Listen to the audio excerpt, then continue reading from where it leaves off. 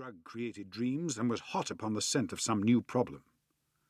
I rang the bell and was shown up to the chamber which had formerly been in part my own. His manner was not effusive, it seldom was, but he was glad, I think, to see me. With hardly a word spoken, but with a kindly eye, he waved me to an armchair, threw across his case of cigars, and indicated a spirit case and a gasogene in the corner. Then he stood before the fire and looked me over in his singular, introspective fashion. "Wedlock suits you," he remarked. "I think, Watson, that you have put on 7.5 pounds since I saw you." "7," I answered. "Indeed, I should have thought a little more, just a trifle more, I fancy, Watson. And in practice again, I observe. You did not tell me you intended to go into harness." "Oh, then how do you know?" "I see it. I deduce it. How do I know that you have been getting yourself very wet lately, and that you have a most clumsy and careless servant girl?" "My dear Holmes," said I, "this is too much. You would certainly have been burned had you lived a few centuries ago.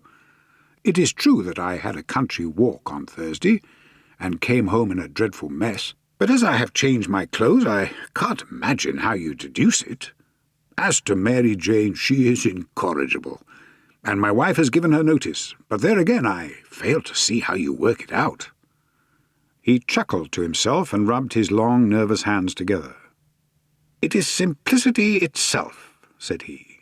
"My eyes tell me that on the inside of your left shoe, just where the firelight strikes it, the leather is scored by 6 almost parallel cuts. Obviously they have been caused by someone who has very carelessly scraped round the edges of the sole in order to remove crusted mud from it.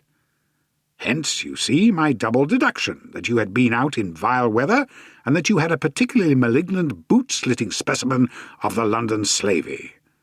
As to your practice, if a gentleman walks into my room smelling of iodoform, with a black mark of nitrate of silver upon his right forefinger, and a bulge on the side of his top hat to show where he has secreted his stethoscope, I must be dull indeed if I do not pronounce him to be an active member of the medical profession." I could not help laughing at the ease with which he explained his process of deduction. "When I hear you give your reasons," I remarked, "the thing always appears to me to be so ridiculously simple that I could easily do it myself, though at each successive instance of your reasoning I am baffled until you explain your process, and yet I believe that my eyes are as good as yours."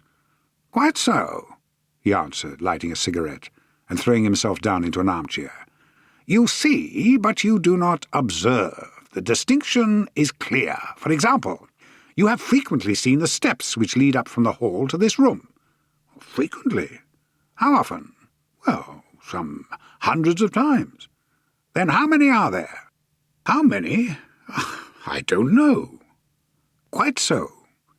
You have not observed, and yet you have seen.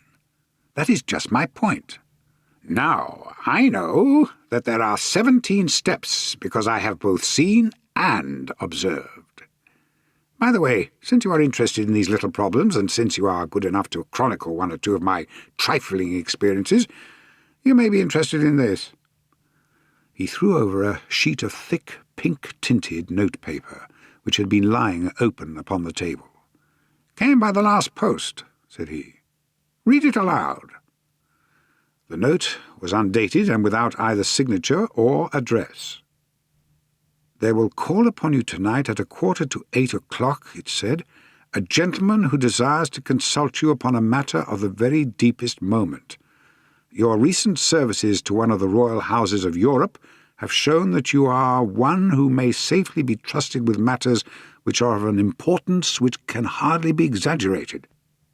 This account of you we have from all quarters received. Be in your chamber, then, at that hour, and do not take it amiss if your visitor wear a mask." "Oh, this is indeed a mystery," I remarked. "What do you imagine that it means?" "I have no data yet. It is a capital mistake to theorize before one has data. Insensibly one begins to twist facts to suit theories instead of theories to suit facts. But the note itself, what do you deduce from it?"